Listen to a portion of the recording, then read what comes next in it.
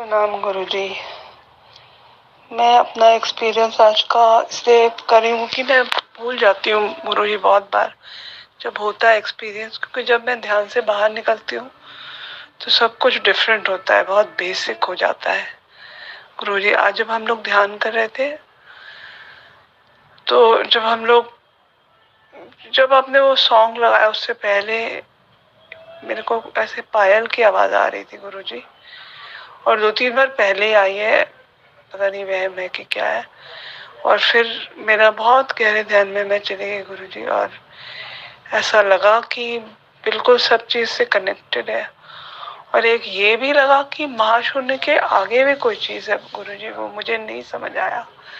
ऐसा लगा कि कुछ कुछ बहुत प्रेम वाली चीज है कोई गुरुजी महाशून्य के आगे।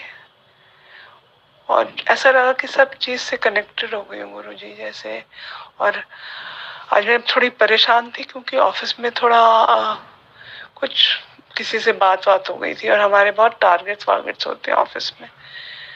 और ध्यान के दौरान मुझे यही लगा कि मैं कितनी बेवकूफ हूँ, अगर मैं परमात्मा हूँ तो ये सब क्या रबिश, सब बेकार चीजें क्या है। और फिर गुरुजी बहुत जैसे बहुत लाइट, और पहले भी ध्यान में एनर्जी की बहुत फीलिंग होती है गुरुजी, पर आज तो कुछ और ही था। बहुत लाइट फीलिंग हो रही थी वो एनर्जी की, जब मूवमेंट हो रही थी तो कोई प्रेशर नहीं लग रहा था, बिल्कुल लाइट ऊपर जा रही थी एनर्जी, और पूरा लाइट से भरा हुआ था। और गुरुजी मुझे बहुत हंसी भी आ रही थी साधना के दौरान, बहुत हंसी में आज, पता नहीं क्यों। Thank you Guruji, love you. प्रणाम आपको।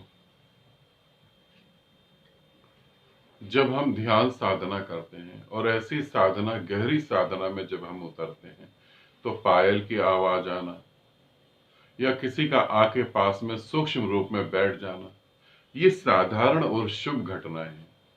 इनसे तुम्हारी साधना में और गति होती है और तुम सुरक्षित हो जाते हो, जबकि अपनी समझ से तुम असुरक्षित महसूस करते हो।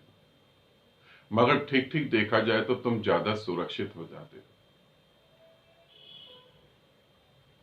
हम बहुत गलत तरीके से चीजें सोचते हैं।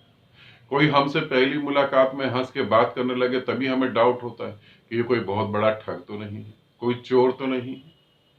हम पहले नेगेटिव ही सोचते हैं।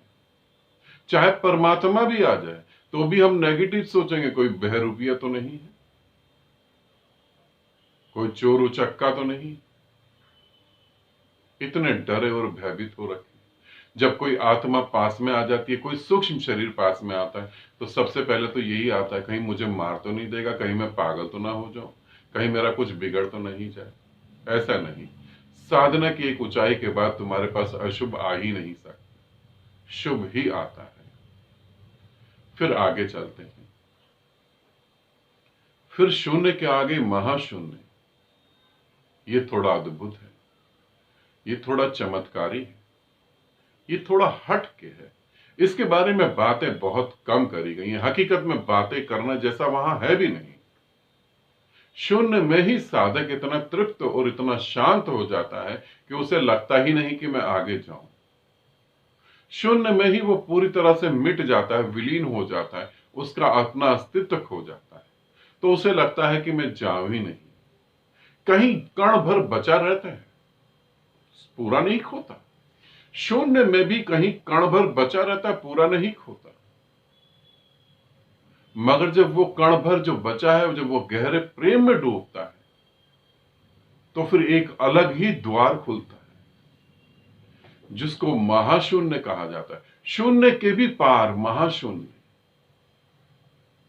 वहां कुछ बहुत अलग घटता है, उससे शब्दों में कभी कहा नहीं गया। इस पृथ्वी पर कितने ही संत हुए हो, कितने ही गुरु हुए हो, और कितने ही गुरु हो और कितने ही गुरु और संत हुए हो, होंगे भी, तो उस महाशून्य के आगे जो है उसे नहीं कहा जा सकता, कभी नहीं कहा जा सकता, क्योंकि वो है बड़ा अद्भुत। कोई लाखों करोड़ों में एक व्यक्ति, एक साधक शून्य के पार जा पाता है। और ये कहना गलत है कि जा पाता है, परमात्मा उसे ले लेता है शून्य के पार। तुम ये ना समझना कि शून्य हो जाना ही यात्रा का अंत है। यात्रा का तो कोई अंत ही नहीं है। जहां तुम तृप्त हो जाते हो वहां तुम अंत समझ लेते हो। जहां तुम तृप्त होते हो वहां तुम अंत समझ लेते हो। अंत तो नहीं है। शून्य के आगे महाशून्य है, शून्य के भी पार, इनलाइटनमेंट के पार कुछ और भी है, बुद्धत्व के पार कुछ और भी है। और वहां की जब तुम्हें झलक मिलती है तो तुम नाच उठते हो। यह भी कहना गलत है तुम नाच उठते हो। नाच सहज ही हो जाता है, हंसी सहज ही आने लगती, सब कुछ सहजता में घटने लगता है, इतना सहज घटने लगता है कि तुम कह सकते हो कि मैं तो हूं ही नहीं, फिर भी पता नहीं क्यों हूं। तुम कह सकते हो गति तो है ही नहीं, फिर भी गति क्यों हो रही है। एक अद्भुत, अद्भुत कहना भी ठीक नहीं, उसे कहा नहीं जा सकता, उसे जिया जा सकता है। उसके बारे में ग्रंथ नहीं, सारे ग्रंथ शून्य से इस तरफ हैं। सारे ग्रंथ तुम्हें शून्य तक बताते हैं। सारे ग्रंथ तुम्हें ये कहते हैं, उपनिषद सब यही कहते हैं, अहम ब्रह्मास्मि, मैं परम शून्य को उपलब्ध हुआ। बुद्ध का शून्य समाधि, मगर इससे भी आगे कुछ है। और इससे आगे जो है उसे जिया जा सकता है। जीने का तो उपाय है, बताने का उपाय नहीं, लिखने का उपाय नहीं। जीने का उपाय है और तुम उसे जी सकते हो। अगर शून्य पे भी तृप्त ना हुए तो तुम उसे जी सकते हो, मगर शून्य पे तुम तृप्त हो जाओगे, मैं जानता हूं, क्योंकि वो बहुत तृप्तिदायक है, बहुत संतुष्टिदायक है, बहुत आनंदपूर्ण है, मगर उससे भी आगे कुछ और है। और चलना चाहिए।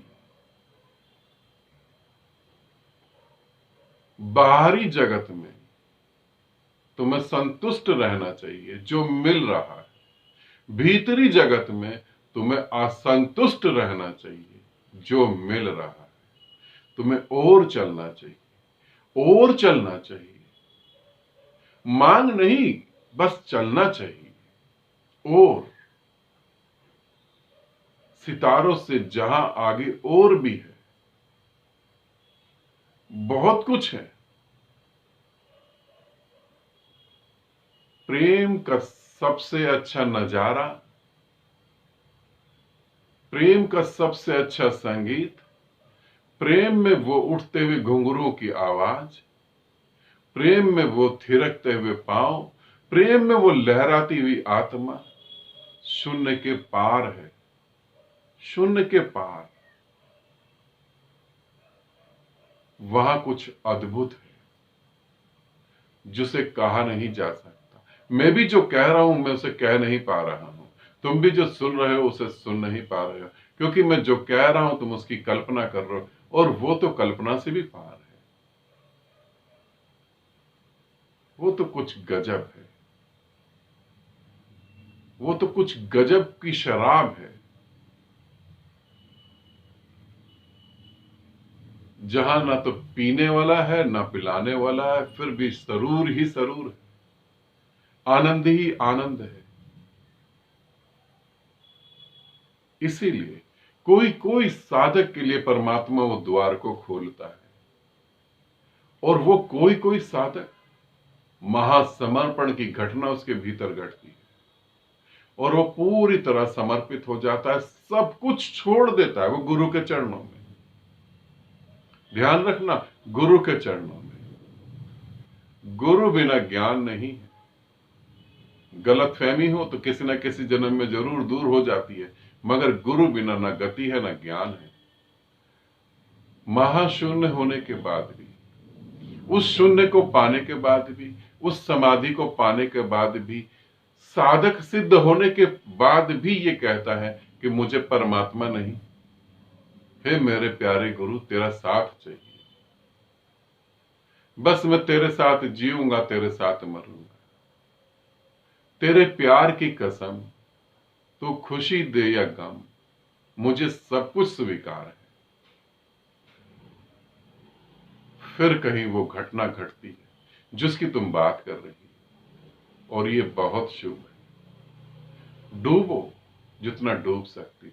अब पूछो नहीं, अनुभव याद नहीं रहते, याद करने की जरूरत ही नहीं है। तुम ऐसा नहीं सोचना कि तुम मुझे बताओगे तो मुझे पता लगेगा। मैं शब्दों में भी हूं, शब्दों के पार भी। ध्यान रखना, जो तुम भूल जाते हो वो भूल जाने योग्य है, इसीलिए तुम भूल जाते हो। और बताना किसको, तुम और मैं कहीं अलग अलग हैं, दो तो कहीं है ही नहीं। अभी भ्रांति है, अज्ञानता है, दो तो कहीं भी नहीं। आनंदित रहो, सदा खुश रहो। बहुत बहुत प्रेम आप सभी को।